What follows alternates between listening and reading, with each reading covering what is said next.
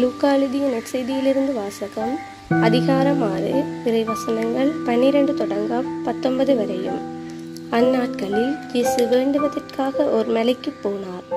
அங்கு கடவுளிடம் வேண்டுதல் செய்வதில் இரவெல்லாம் செலவிட்டார். விடிந்ததும் அவர் தம் சீடர்களை தம்மிடம் கூப்பிட்டு அவர்களுள் 12 தேர்ந்தெடுத்து அவர்களுக்கு திருத்தூதர் என்று பெயரிட்டார்.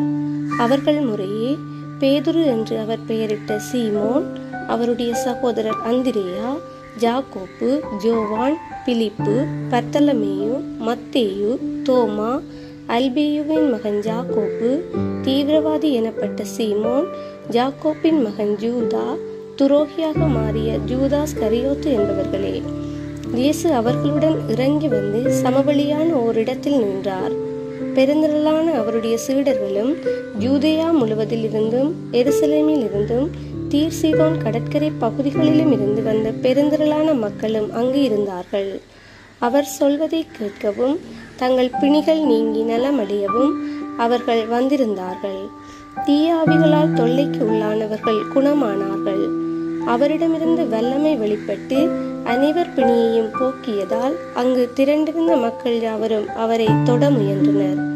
இது ஆண்டவரின் அருள்வாக்கு. கிறிஸ்துவே உமக்கு புகழ்.